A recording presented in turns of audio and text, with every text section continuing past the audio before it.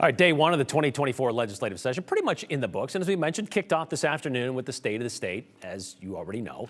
What you may not know, though, there was a sort of prologue held this weekend, which carried over to this morning. The Idaho GOP, the state's majority party, held its winter meeting Friday and Saturday at a church in Meridian, something we talked about last week.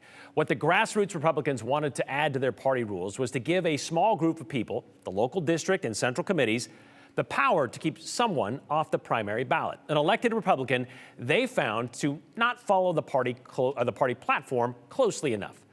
Well, that rule recommendation was gutted, likely because they realized it would be too controlling and, oh yeah, probably illegal. So no banning people from the ballot, but the part where central and district committees can call Republican elected officials on the carpet for not being Republican enough, well, that was expanded with that rule to include county elected officials, not just the state elected officials. They also passed 8 of the 21 proposed resolutions. And there are many times these are more interesting than the party rules because the rules are generally just controlling how the party does its business, things in its own house, while the resolutions are what the majority party would like to put you under, potential laws under which Idaho citizens would be governed.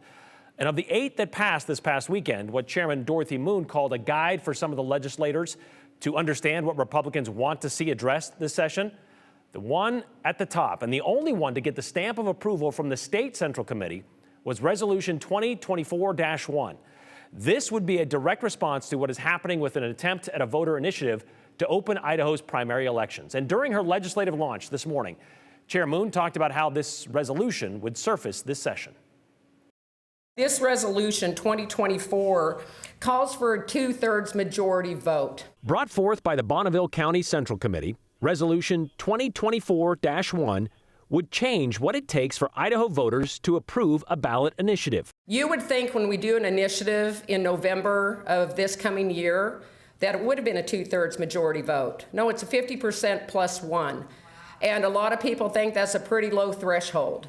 Senate Joint Resolution 101 Except does one thing, actually. Not enough people, at least those people on the House side of the People's House. I've had an overwhelming number of calls and emails suggesting that I red light this 101. And I believe the language in this legislation is flawed. Seem to be in favor of changing thresholds when it comes to initiatives. Change the initiative process requiring signatures from all of the election districts rather than from a select few.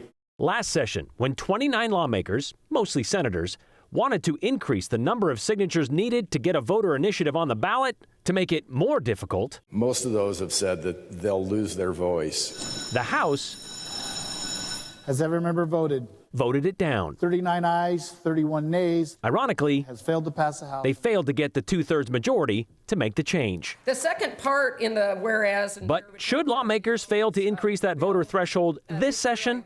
Well, the State Central Committee has a plan B. The most favorable thing that would happen would allow that the legislature passes a constitutional amendment removing the initiative process in its entirety. So there's 2 parts to this resolution. Hopefully they'll go for the 2/3. If not, the steeper hurdle would be for a constitutional amendment change. Okay, so if they can't get 2/3 of the House to agree to require 2/3 of Idaho voters to pass an initiative, well, then they want to pass a constitutional amendment to get rid of the initiative process entirely. Leave citizens without any path to take an issue directly to the people. However, while amending Idaho's constitution would require 2/3 of both chambers to agree, an amendment only requires a simple majority of votes by the people to pass. So it appears the plan is to make a voter initiative, a law, more difficult to pass than a change to our state's founding document. Chair Moon said this morning Republican Senator Scott Herndon from Sagal has drafted legislation written already.